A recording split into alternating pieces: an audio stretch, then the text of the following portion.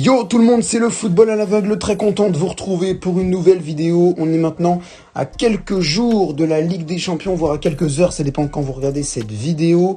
Et j'ai décidé de faire un petit peu un top prono de la Ligue des Champions. Alors la Ligue Europa, je donnerai aussi mon prono en fin de vidéo pour les matchs de Rennes, de Nantes et de Monaco. Donc on va tout de suite commencer par la Champions League, les 8 matchs. Ouais, je vais essayer de pas faire non plus une vidéo qui va durer 20 minutes, donc on va essayer d'aller vite quand même. AC Milan, Tottenham, franchement, vu la forme des Milanais, j'aurais plus tendance à dire Tottenham, mais Tottenham aussi s'est pris une belle raclée 4-1 par Leicester City samedi après-midi. Donc moi franchement je voyais quand même une victoire, enfin victoire ou match nul. Ouais, je veux bien un petit match nul, de partout. Peut-être que l'AC Milan va réussir à se remobiliser pour la Ligue des Champions. Donc je dirais un petit match nul, 2 buts partout selon moi. On passe au deuxième, le grand choc pour moi de ces huitièmes de finale. Il y en a un autre aussi qui va être intéressant, là pour le moment c'est PSG Bayern Munich. Alors le PSG est en méforme en ce moment, les Bavarois aussi, mais vont quand même beaucoup mieux avec une victoire face au VfL Bochum sur le score de 3-0 samedi. Paris de son côté a perdu 3-1 face à Monaco. Avant, ils ont perdu en Coupe de France, ils ont été éliminés de la Coupe de France par l'OM 2-1, donc autant dire que ça va pas vraiment. Kylian Mbappé et Lionel Messi sont, à l'heure où je vous parle, forfaits pour le match. Lionel Messi, normalement, ça devrait aller, mais Kylian Mbappé, on n'est pas encore sûr, même s'il a repris l'entraînement. Autant dire que c'est pas fou, quoi. C'est pas fou. C'est clairement pas fou, du coup, pour le Paris Saint-Germain. Mais en tant que supporter du PSG, on va essayer d'y croire. Je verrai bien un petit match nul, un but partout, pour moi, entre le PSG et le Bayern Munich.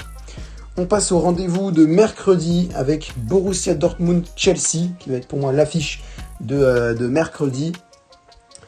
Moi, personnellement, je verrais bien Dortmund s'imposer parce que Chelsea ne va pas vraiment bien en ce moment. A fait encore match nul, un partout face à West Ham samedi. Le Borussia Dortmund, je vois bien gagner 2-1 face à Chelsea. Je pense que Jude Bellingham va réussir à vraiment s'imposer dans cette équipe parce que Bellingham, pour moi, c'est la plaque tournante de Dortmund. Je pense que Karim Adeyemi aussi va réussir à injecter sa patte dans le processus. Donc moi, je verrais bien une petite victoire 2-1 de Dortmund face à Chelsea. Parce qu'ils ont fait un bête de mercato, les Blues, mais c'est pas... Non, ça passe pas. Hein. Clairement, ça ne passe pas du tout pour Chelsea. Le quatrième match, c'est Club Bruges face à Benfica. Alors, bon, les Brugeois, j'ai pas vraiment suivi, le Benfica non plus, mais franchement, vu les formes des deux équipes, je verrais le Benfica s'imposer 1-0 lors de cette rencontre. Pourquoi ? Parce que le Benfica Lisbonne a l'air quand même plus en forme que le Club Bruges, qui, je crois, si je me trompe, affrontait le Cercle Bruges dimanche, donc hier, quoi, alors vous regardez cette vidéo. Cercle Bruges, Club Bruges, c'était hier, je sais pas du tout combien il y a eu, mais en tout cas, je pense que je vois bien le Benfica s'imposer dans un match quand même assez serré, hein, parce que ces deux équipes, enfin, Club Bruges-Benfica, on s'attend pas à voir ça en huitième de finale de Ligue des Champions. Mais je verrais le Benfica s'imposer 1-0 dans un match franchement serré. On passe à la semaine prochaine, ça c'est les matchs de cette semaine, là, les 4 matchs. AC Milan, Tottenham, PSG, Bayern, tout ça, c'est les matchs de cette semaine. Mais la semaine prochaine, on a encore 4 autres, avec notamment le choc de la semaine prochaine, Liverpool-Real Madrid.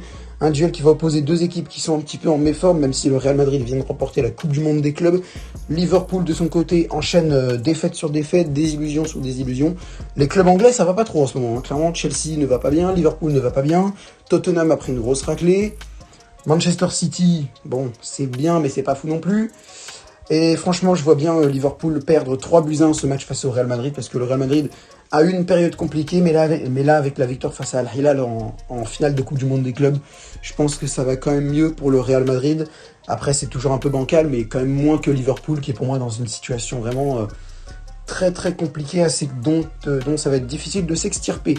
3-1 pour le Real Madrid du coup, face à Liverpool, selon moi. L'autre match de ce jour-là, ce sera la rencontre entre la Naples et l'Eintracht Francfort. Donc c'est Eintracht Francfort-Napoli. Alors l'Eintracht Francfort vient de perdre 3-0 face à Cologne hier, tandis que Naples a gagné, il me semble, ou affronte... Ah non, ils affrontaient hier soir, je crois, je sais plus qui ils affrontaient. Mais en tout cas, j'ai pas vu le résultat de Naples à l'heure où je vous parle. Mais franchement, si je me base sur les formes des deux équipes, je verrai quand même un bon match nul de partout. Parce que Naples, je sais pas si Kvaratskhelia sera là. Normalement, Gvisha Kvaratskhelia, il a l'air d'être là, mais on sait pas trop. Donc ouais, franchement, je verrai bien un petit 2 buts partout. Et Randal Kolo-Muani, pour moi, il va être étincelant pendant ce match-là. Donc, ouais, je verrai bien 2 buts partout entre Dortmund, entre l'Eintracht Francfort et le Napoli. Les 2 derniers matchs de cette Champions League, nous aurons la RB Leipzig face à Manchester City tout d'abord.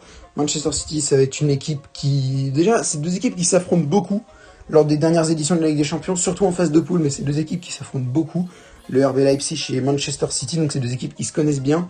Je pense que le RBL, avec le retour de Christopher Nkunku, est capable de faire une bonne prestation, mais Manchester City aussi est plutôt pas mal, même si Erling Haaland s'est, je crois, blessé, il me semble. En tout cas, il a eu quelque chose, je crois, face à Aston Villa, Erling Haaland, l'international norvégien. Mais je pense quand même que City va s'imposer, mais alors, pas du tout... Ça, par contre, c'est un score où vraiment je suis convaincu de voir ça. Je pense que ça va être un match méga ouvert et je vois bien une victoire de Manchester City 3-2. 3-2 face au RB Leipzig. Franchement, je serais même pas surpris qu'il y ait 3-2 pour City, donc face au RB Leipzig. Du côté du dernier match de cette Champions League, ce sera Inter Milan face au FC Porto. Un deuxième club portugais face à un deuxième club de la ville de Milan en Italie. Franchement, ce match-là, le FC Porto a fait... Je sais pas ce qu'ils ont fait exactement face au Sporting Portugal. Il va falloir que je me renseigne sur les résultats. Et j'ai pas trop eu le temps. J'ai été concentré sur la Ligue 1 et sur Lyon-Lens. Donc Sporting Portugal, FC Porto, j'ai pas vu. Mais à la mi-temps, je me souviens qu'il y avait 0-0. Donc franchement, après c'est le dernier match. Mais le FC Porto a l'air d'être aussi sur une assez bonne dynamique si je me rappelle un petit peu des derniers résultats. Et de son côté, l'Inter Milan reste sur de belles victoires. Ils ont réussi à gifler leur rival milanais. Je crois qu'il y a eu 3-0, il me semble. En tout cas, ils ont réussi à passer, je crois que c'était en Coppa Italia. Donc, l'Inter Milan a l'air d'être quand même dans une bonne forme. Ils ont gagné face à Udinese, je crois. Non, l'Inter Milan Udinese, c'est dimanche prochain, je me suis gouré. Mais en tout cas, je me souviens que l'Inter a joué, c'était plutôt pas mal, c'était plutôt un bon match qu'a fait l'Inter. Je sais plus contre qui ils ont joué, mais l'Inter Milan a quand même fait un bon résultat. Mais franchement, si je me base sur les formes actuelles des équipes, je verrais bien l'Inter Milan s'imposer 2-0, on va dire 2-0. Et maintenant, je sens vraiment les développer, mais je vais vous donner mes scores pour les 3 matchs de Ligue Europa. Shakhtar Rennes, je verrais bien un match nul 0-0 entre le Shakhtar Donetsk et Rennes, qui viennent perdre face à Toulouse 3-1, donc je suis pas trop sûr de ça. Bayer Leverkusen Monaco, je verrais bien une victoire des Monégasques 2-1 face à Leverkusen. Et Juventus Nantes, je verrais bien un match nul. Une victoire de la Juve 2-1. Une victoire 2-1 de la Juventus face au FC Nantes. Voilà, c'est tout pour cette vidéo. Merci de m'avoir regardé. J'espère que ce contenu vous aura plu. J'essaierai de développer un peu plus pour les matchs retour. Mais là, je fais cette vidéo un peu en hâte. Donc je peux pas vraiment plus développer. Mais après, de toute façon, en vrai, je trouve que j'ai quand même suffisamment développé. Ce qui me fait un peu plus chier, c'est au niveau des résultats. J'aurais bien aimé vous apporter un peu plus de connaissances au niveau des résultats. Mais je fais cette vidéo un petit peu en hâte, parce que je suis pas chez moi de base le lundi et le mardi. Enfin, ce lundi et ce mardi-là, en tout cas, je suis pas chez moi. Donc je vous fais cette vidéo en avance et je la sors le lundi. En tout cas, c'est la fin de cette vidéo. Merci de m'avoir écouté, merci de m'avoir regardé. Non, vous m'avez pas regardé parce que je me filme pas sur cette vidéo-là. En tout cas, fin des pronostics. Dites-moi ce que vous en pensez dans les commentaires. Donnez-moi vos propres pronostics à vous. On en débattra dès que je pourrai. Et sur ce, je pense avoir une bonne nouvelle. Normalement, si tout se passe bien, PSG Bayern Munich, je pourrai le commenter mardi soir en live avec vous. Sur ce, je vous laisse. À bientôt.